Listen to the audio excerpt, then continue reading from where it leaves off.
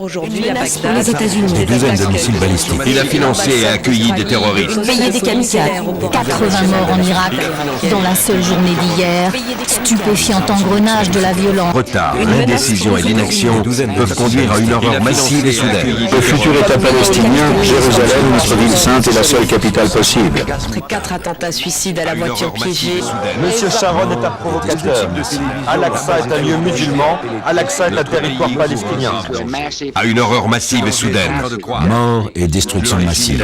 La mort à très grande échelle. Il faut agir avant qu'il ne soit trop tard.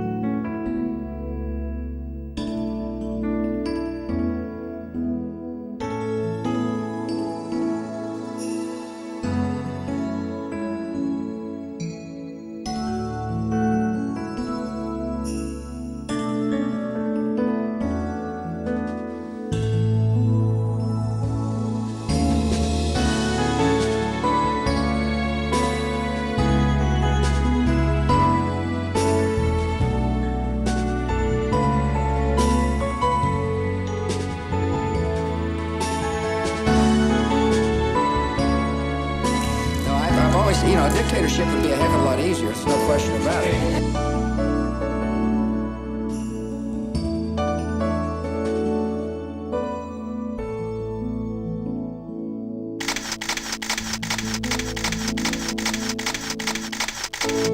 What is at stake is more than one small country. It is a big idea, a new world order. It is a big idea, a new world order, where diverse nations are drawn together in common cause to achieve the universal aspirations of mankind: peace and security, freedom, and the rule of law. Pour humaniser la mondialisation, pour défendre la paix, la démocratie, le droit international.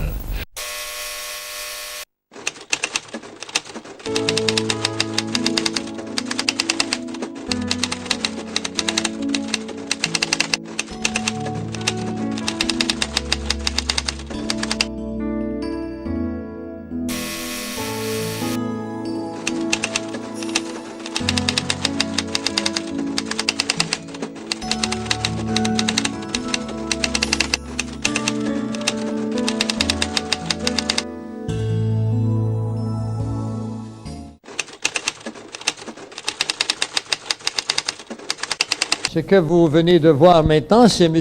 George Bush le père, senior, qui annonce l'arrivée d'un nouvel ordre mondial dans lequel il y aura de la paix, de la sécurité et de l'ordre.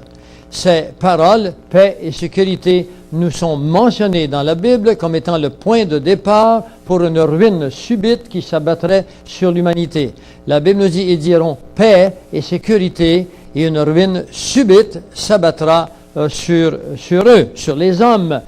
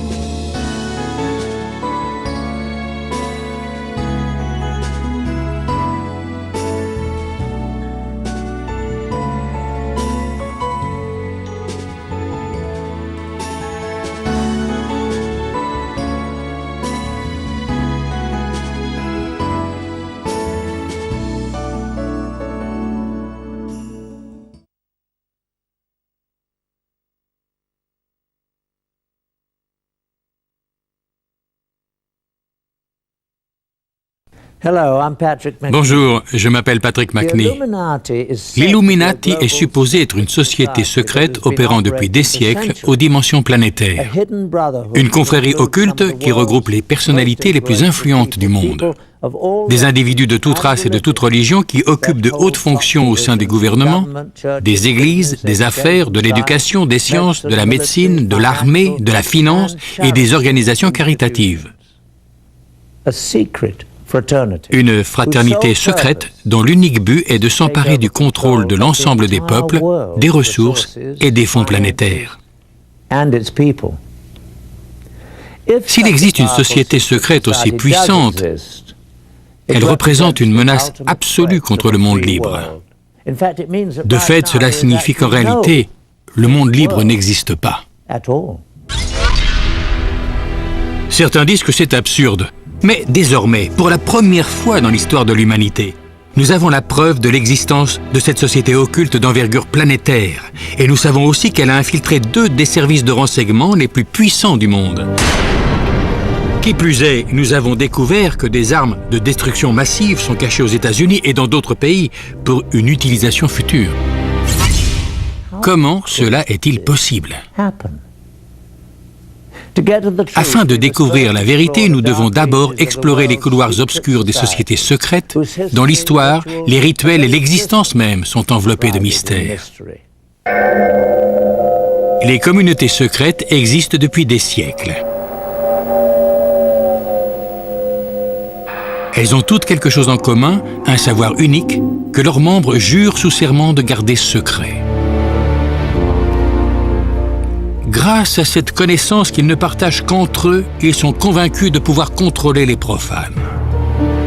Une des plus anciennes communautés secrètes existe encore de nos jours, la franc-maçonnerie. Ses origines remonteraient à l'Égypte ancienne. Durant plus de 400 ans du XIVe siècle à la fin du XVIIIe, les francs-maçons, les assassins, le prieuré de Sion et les templiers existent sous la forme de communautés secrètes et isolées, à l'influence limitée. Jusqu'à ce 1er mai 1776 en Bavière, où la race humaine va connaître ce qui risque d'être son jour le plus sombre.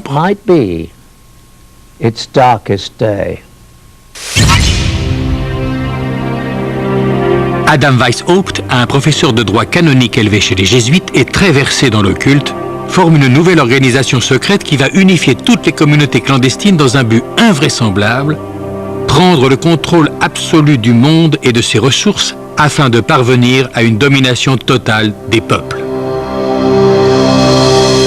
Un nouvel ordre mondial selon l'euphémisme de Weishaupt.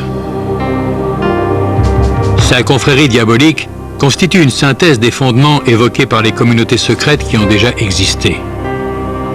Il associe habilement les rituels ésotériques des francs-maçons, le mysticisme islamique des assassins, l'art de tuer et l'usage du hashish, les membres influents du prieuré de Sion et la fortune, le pouvoir, la science militaire et la vendetta des Templiers. Il y ajoute ses propres connaissances occultes. Pour fonder sa communauté, il ne choisit pas le 1er mai par hasard. C'est une date importante dans le calendrier satanique. Le groupe est baptisé Illuminati, soit inspiration intellectuelle pour la version officielle. Mais en privé, Weishaupt déclare lui-même que le terme est dérivé de Lucifer et signifie « porteur de la lumière ». Le sceau officiel est une pyramide mystique tronquée, coiffée d'un œil dont les rayons lumineux se propagent dans toutes les directions.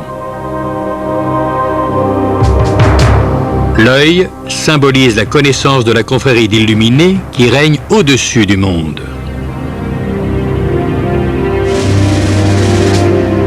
À l'attention de ses disciples, le fondateur énumère les 5 grands moyens secrets qui vont permettre d'accomplir son but obscur, la domination totale du monde. 1. La corruption par l'argent et par le sexe sera utilisée pour contrôler les hauts fonctionnaires occupant déjà des postes importants dans l'ensemble des gouvernements et des domaines de réussite. 2. Les Illuminati qui sont dans le corps enseignant des collèges et des universités devront instruire les meilleurs élèves pour les besoins de la cause. 3. Les personnes influentes et les élèves spécialement entraînés sous le contrôle de la confrérie seront placés dans les coulisses des gouvernements, des institutions religieuses et financières et utilisés comme agents. 4. La communauté secrète exercera une suprématie absolue sur les médias afin que toute information puisse être orientée de manière à convaincre le grand public qu'un gouvernement mondial unique est la seule solution à nos nombreux problèmes. 5. La phase finale de l'opération utilisera toutes les forces en place afin de lancer des coups d'État militaires destinés à renverser tout gouvernement hostile et à mettre le monde sous le joug d'un gouvernement global contrôlé par les Illuminati. Justement, qu'est-il advenu des Illuminati d'Adam Weishaupt, la plus secrète d'entre toutes ces communautés, cette confrérie qui a fait le vœu de rassembler toutes les autres pour diriger le monde?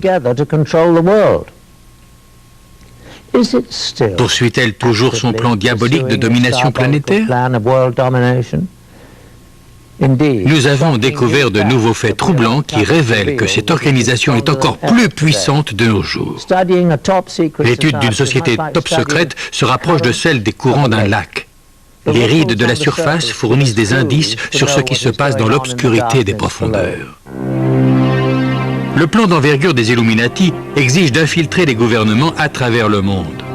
Les documents confidentiels que nous avons obtenus nous font une révélation effrayante et prouvent que les Illuminati ont bien infiltré l'Union soviétique et le KGB. Ces communiqués entre 2 agents haut placés du KGB se réfèrent au premier illuminé, Adam Weishaupt en personne. Ils poursuivent en faisant allusion à une relation avec 2 anciens dirigeants de l'ex-URSS, Joseph Staline et Nikita Khrouchtchev.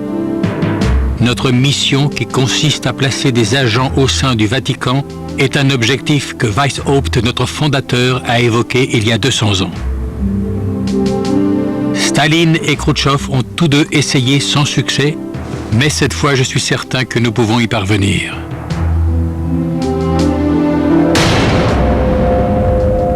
Qui plus est, dans le laboratoire, nos enquêteurs font une découverte alarmante. Un agrandissement du document révèle qu'un point quasiment imperceptible à la fin de la dernière phrase de la page est en réalité un sceau.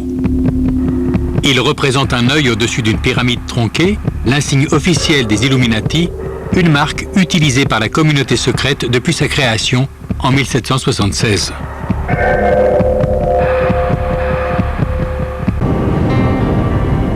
Afin de parachever l'ultime phase de leur plan de domination du monde, les Illuminati doivent fomenter des coups d'État pour s'emparer du pouvoir et créer un gouvernement planétaire sous leur contrôle.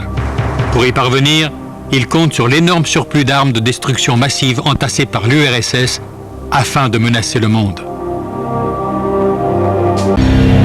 Pour exécuter son plan de chaos planétaire et de coup d'État militaire, la confrérie secrète utilise le GRU pour positionner des espions en sommeil et des armes dévastatrices à travers le monde. Ces armes resteront cachées dans des lieux stratégiques jusqu'au jour de leur utilisation. Au moment choisi par les Illuminati, les espions en sommeil seront réactivés et les armes seront utilisées. Ces commandos d'opération spéciale sont des militaires professionnels surentraînés. Ils se rendront sur les lieux lorsque la tension sera à son comble. Ils devront se servir de systèmes d'armement très particuliers pour détruire des cibles placées sous haute protection. Ils disposeront d'armes nucléaires, chimiques, biologiques et autres. Les armes les plus effrayantes qui ont été introduites sont les petits engins nucléaires que l'on connaît sous le nom de valises nucléaires. Des armes qu'une simple personne suffit à déplacer, mais dont la capacité de destruction est effrayante. Une fois introduites aux États-Unis et dans d'autres pays ennemis, elles ont été cachées en lieu sûr et pourront être activées en temps de guerre. Grâce au dossier récemment ouvert par le KGB, nous avons un aperçu de la manière dont les Illuminati ont manipulé à travers le temps les institutions de notre monde, comme le Vatican. Nous savons également que des armes dévastatrices sont positionnées à travers le globe. Nous nous sommes uniquement concentrés sur les liens entre les Illuminati et la Russie. Depuis qu'Adam Weishaupt a fondé la confrérie secrète en 1776, son réseau tentaculaire a infiltré de nombreux pays à travers le globe. Les États-Unis eux-mêmes montrent des signes ostensibles. Plus évident figure au dos du billet d'$1 américain. En 1933, le président Franklin Roosevelt a ordonné que la pyramide coiffée de l'œil figure bien en évidence sur le billet vert. En dessous, on peut lire l'inscription en latin « Novus Ordo Seclorum », nouvel ordre mondial. Autrement dit, nos billets de banque évoquent un ordre nouveau, et pourtant la plupart des gens n'en savent rien. Le billet vert n'est peut-être qu'un début de preuve que le gouvernement de la plus grande nation libre a été infiltré à travers les Templiers, les Illuminati et à présent les francs-maçons. Surtout au sein du groupe de Bilderberg. Il y a une grande part d'intimité autour de ce qui se décide au sein de la commission trilatérale. Et le fait qu'ils aient envie de façonner le monde selon leurs desseins, de déterminer ce qui est bien et les moyens d'y parvenir, permet de faire le lien avec le nouvel ordre mondial, la pyramide, l'œil et la tradition maçonnique. L'effroyable plan de domination planétaire des Illuminati peut-il être enrayé? La seule chose que craint une communauté secrète est d'être percée à jour. Aujourd'hui, les ouvrages consacrés à ce sujet effrayant sont largement diffusés. Internet regorge d'informations sur l'organisation secrète. On ne peut qu'espérer que les peuples des nations du monde entier percevront les signes et tiendront compte de l'avertissement explicite selon lequel ceux qui se cachent dans l'ombre projettent de nous voler notre liberté. Je suis Patrick McNee, merci de votre attention.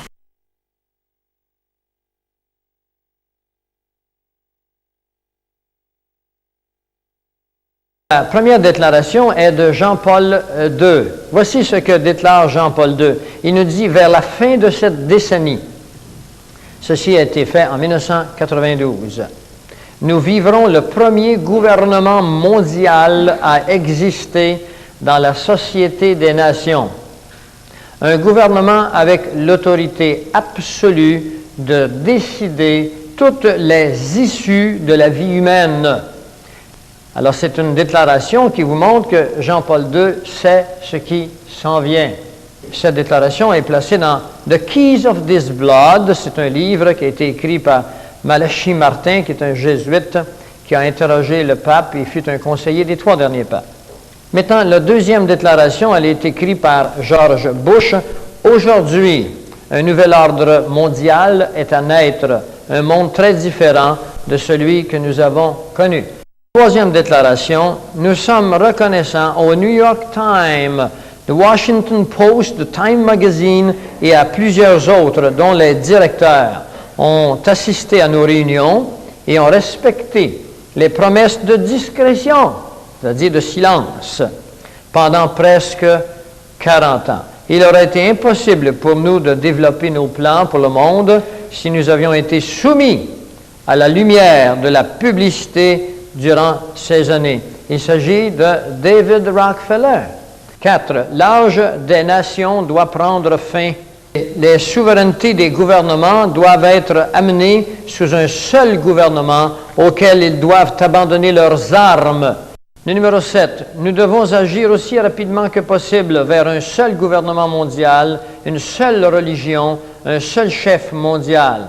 Ceci a été exprimé par Robert Miller. Ce n'est pas n'importe qui, Robert Miller, c'est l'ex-assistant au secrétaire des Nations Unies, maintenant président de l'Université de la paix au Costa Rica.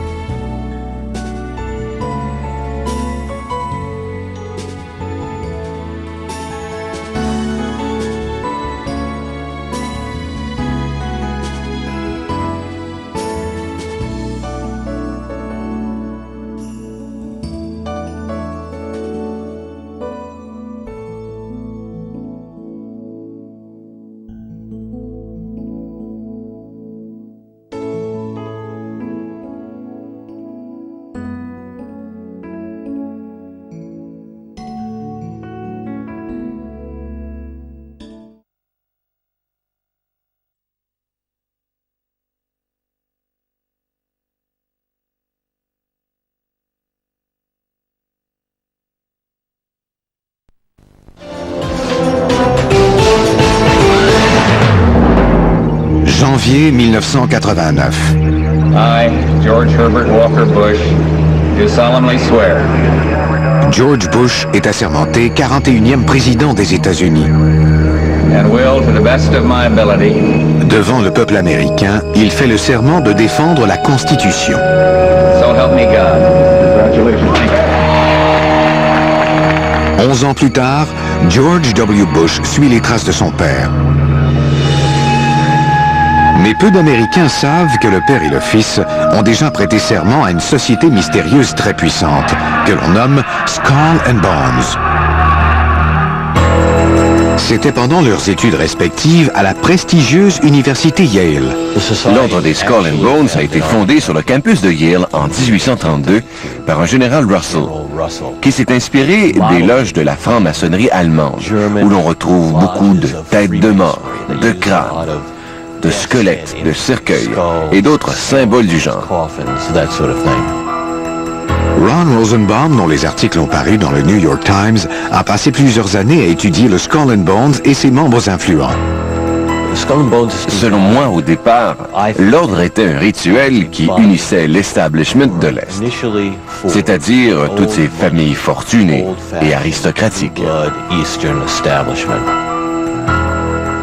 Outre le président Bush et son fils, on compte parmi les membres éminents John Kerry, sénateur du Massachusetts, et William F. Buckley fils, porte-parole conservateur.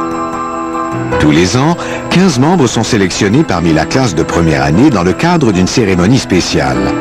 À cette occasion, les initiés donnent une petite tape dans le dos des nouveaux reçus. Pour les quelques élus, cette invitation privilégiée signifie qu'ils sont promis à un brillant avenir. Ces 15 personnes intégreront non seulement l'élite du campus de Yale, mais aussi celle des États-Unis. Elles feront partie des gens qui guideront la nation, de ceux qui se donnent pour mission de devenir les leaders de demain. Les nouveaux membres sont alors conduits dans ce lieu interdit du campus de Yale, qui ne comporte aucune fenêtre, appelé la tombe. Il s'agit du repère secret de l'ordre des Skull and Bones. Il y a toutes sortes de légendes au sujet de cette soirée d'avril où les nouveaux membres sont choisis et amenés dans la tombe pour la première fois. Que se passe-t-il derrière ces portes cadenassées? Les rumeurs parlent, entre autres, de pratiques sexuelles étranges et de vols de sépultures. À mon avis, on tient la chose secrète parce que cela crée un effet mystique pour les membres comme pour le monde extérieur. Cela incite les membres du Skull and Bones à croire qu'ils sont tellement privilégiés que ce qui se passe dans la tombe a une telle signification qu'on ne peut le divulguer au grand jour. Le sénateur Kerry et M. Buckley ont poliment décliné notre demande pour discuter de leur affiliation au Skull and Bones. M. Bush a également refusé de commenter la chose. Les étudiants du campus n'en savent pas plus sur le Skull and Bones. Ce jeune homme dit avoir réussi à se faufiler dans la cour de la tombe. J'ai grimpé et je suis entré dans leur cour. Il y a un genre de bain d'oiseaux avec deux squelettes qui se regardent et tiennent un crâne entre eux. Je n'ai aucune idée de ce que ça peut vouloir dire. Un autre étudiant qui s'est également glissé dans la cour a pu prendre quelques images inédites, dont une photo de la mystérieuse fontaine. Il a accepté de nous parler, mais uniquement sous le couvert de l'anonymat.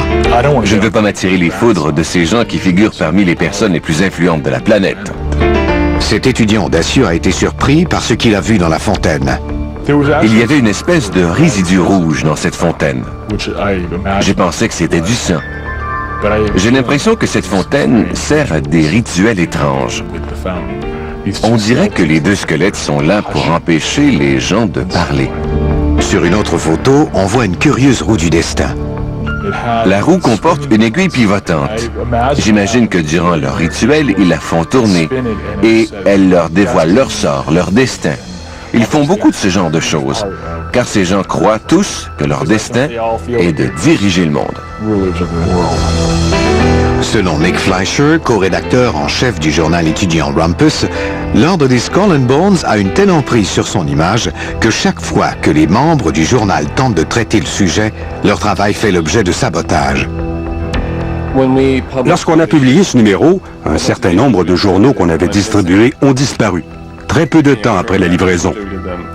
Cependant, on les a retrouvés quelques jours plus tard. On n'a jamais eu de preuves tangibles, mais on a une petite idée de ce qui est arrivé.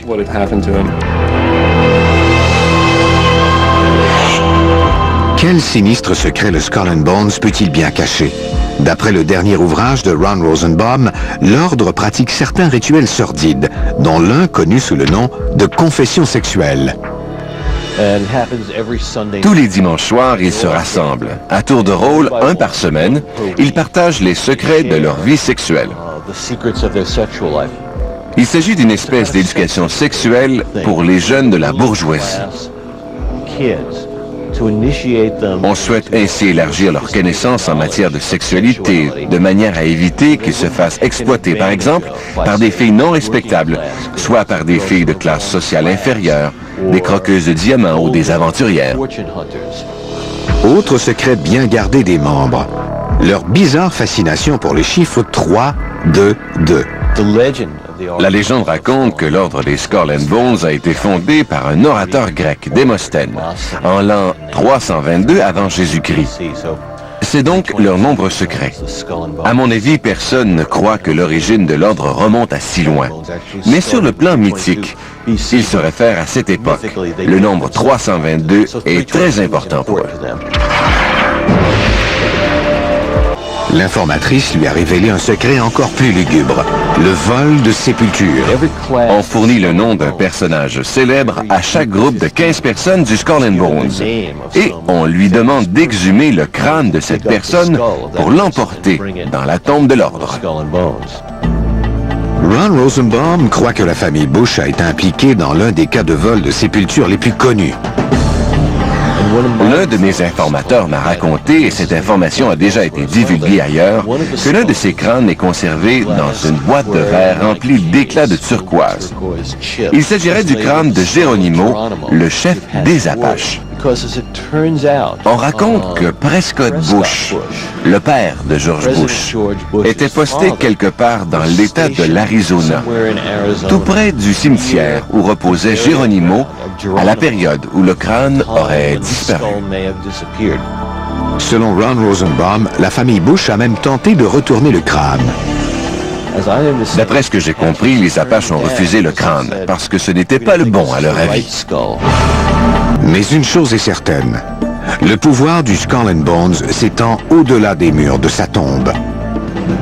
Ce qui fait que l'ordre des Skull and Bones occupe une telle place dans la société, ce n'est pas tant qu'il s'agit d'une confrérie hors du commun. C'est plutôt qu'au fil des ans, ses membres ont occupé des fonctions importantes. Ils ont été secrétaires d'État et présidents. Ils ont fait partie de l'establishment de la politique étrangère. Ils ont été membres du gouvernement et de la Cour suprême. Ce sont les hommes qui ont façonné le visage des États-Unis. Et ce qui est fascinant, c'est qu'ils ont eux-mêmes été façonnés à l'intérieur de la tombe du Skull and Bones.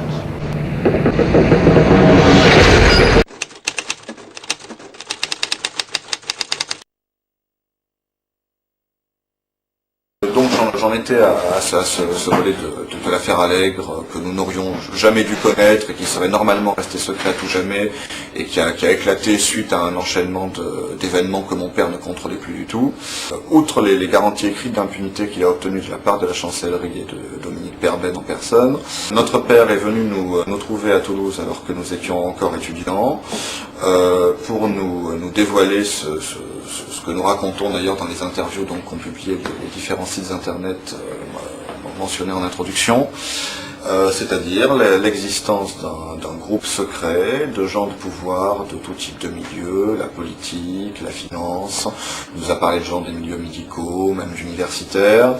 Ce groupe secret recrutait beaucoup dans les milieux judiciaires et même les policiers haut gradés y étaient très appréciés.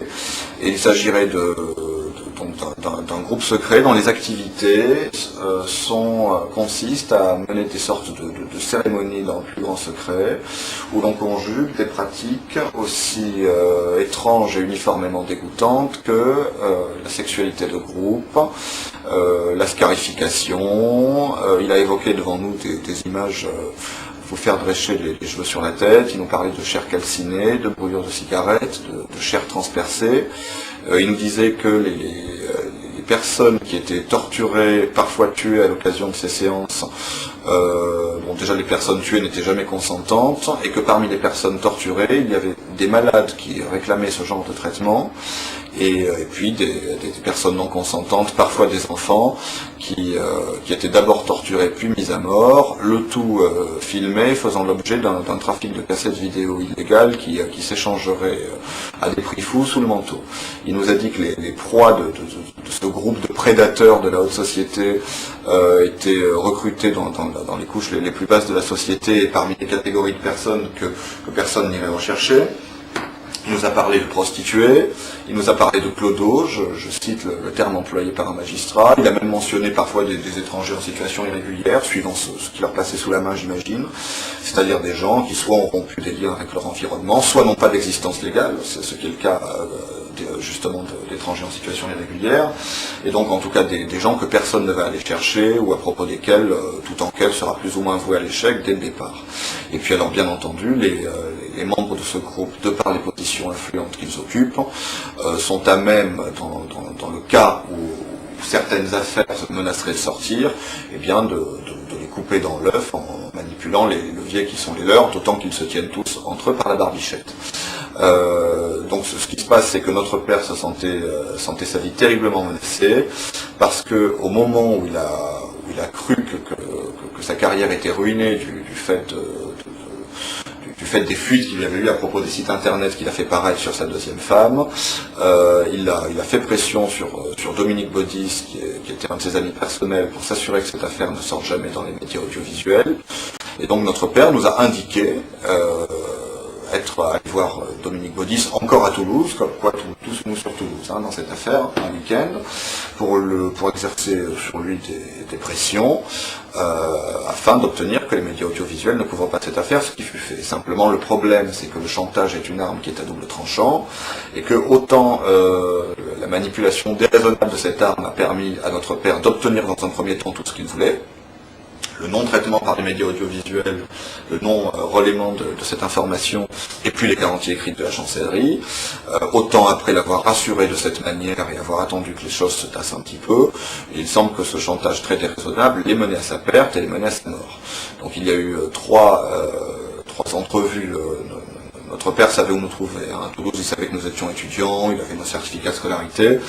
Voyant que le sol se dérobait sous ses pieds, ne sachant plus vers qui se tourner, en France, ce n'est pas une magistrature que nous avons, c'est une véritable pourristrature. Nous savons de quoi nous parlons, nous sommes de la boutique, nous sommes du système, je suis ancien Sciences Po et juriste de 3e cycle avec mention, ma sœur est aussi dans ce cas, nous sommes enfants de magistrats et je peux vous dire que notre mère a vu pas mal de choses pendant des années en tant que femme de magistrat. Notre père était un homme qui a été transformé en monstre par ce système qui fabrique des monstres. Oui, les nouveaux inquisiteurs, ceux qui se posent en moralisateurs de la société, sont en fait des gens qui n'ont pas de leçons à donner à quelconque malfrat. Voyez-vous, les criminels, au moins, ont un code d'honneur, à ce qu'il paraît, ce qui n'était pas le cas de mon père, qui a jugé les autres à haut niveau pendant des années, puisqu'il était président de chambre de cour d'appel. Donc voyant le sol se dérober sous ses pieds, voyant qu'il avait lancé une machine infernale qui se retournait contre lui et qu'il ne pouvait plus arrêter, notre père s'est en dernier ressort tourné contre ses 2 enfants, il est piteusement revenu vers nous, ce qui a donné lieu à 3 longues discussions qui sont allées crescendo d'ailleurs, puisqu'il nous a raconté de plus en plus de choses et devenait d'ailleurs de plus en plus nerveux au fil de ces 3 discussions. Il se sentait menacé, ce qui apparaissait déjà en filigrane dès la première discussion. Il nous a dit dès la deuxième qu'il était carrément menacé de mort.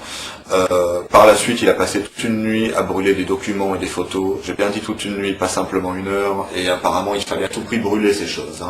Ni la poubelle ni le broyeur n'étaient suffisants. Nous ne savons pas s'il a brûlé tout ce qu'il avait en sa possession, mais il en a brûlé en tout cas au moins une partie substantielle, et sa motivation pour cela était apparemment de sauver sa tête. Il a estimé que les personnes qui auraient intérêt à se débarrasser de lui pourraient peut-être cesser d'en vouloir à sa vie s'il se débarrassait de ses cartouches, et il semble en fait que ce soit le fait pour lui d'avoir brûlé ses vaisseaux de la sorte, de s'être débarrassé de ces dernières munitions, qui a justement amené ces gens-là à passer à l'acte. Donc ce qui se passe, c'est que rien n'est normal à propos de la mort de notre père. Il est mort le 22 février 2003, nous sommes aujourd'hui en septembre 2005. Depuis tout ce temps-là, nous n'avons cessé de remuer ciel et terre pour savoir la vérité sur la mort de papa. Elle est indéterminée et indéterminable. L'acte de décès ne mentionne aucune cause du décès, ni l'intervention d'aucun médecin. On dit simplement qu'une personne qui travaille dans une entreprise de pompes funèbres a constaté qu'il était mort, l'a aussitôt mis en boîte et au feu. Nous n'avons jamais été prévenus de la mort de notre père, nous l'avons appris que par la suite, alors qu'il était trop tard pour... sa deuxième femme nous l'a délibérément caché. Nous l'avons appris que par la suite, alors qu'il était trop tard pour assister aux obsèques, il a été incinéré en toute hâte le jour même des obsèques, hors de l'observation des règles légales et réglementaires qui doivent présider à la crémation d'un corps, qui visent justement à faire en sorte d'éviter que l'on se débarrasse d'un cadavre suspect. Dès que nous l'avons su, nous avons saisi les 2 enfants d'un magistrat haut gradé en exercice, mort dans des conditions suspectes. On saisit personnellement le garde des Sceaux en recommandé avec accusé de réception de la mort suspecte de leur père. Nous attendons toujours sa réponse, il n'ose même pas nous répondre. Mais il y a tout un ensemble de corrélations, de dates, de lieux, de faits, de liens entre tous ces gens, qui font que tout ce qu'on voyait dans le premier traitement de l'affaire Allègre, qui a mené à ce non-lieu qui est aberrant, ce sont quelques bulles qui crevaient la surface mais qu'on n'arrivait pas à connecter. Mais il y a un véritable volet roche de l'affaire Allègre, de cette affaire Allègre, qui permet de compléter le schéma et de comprendre enfin la vérité. Et la vérité, c'est que c'était facile de charger Patrice Allègre comme bouc émissaire, serial killer. Donc voilà, forcément, il s'agit d'un serial killer qui a agi seul, qui explique tout, et donc on ne se soucie pas de ses commanditaires et de ce groupe secret qui utilisait Patrice Allègre, qui est peut-être par hasard un psychopathe, comme homme de main, comme exécuteur.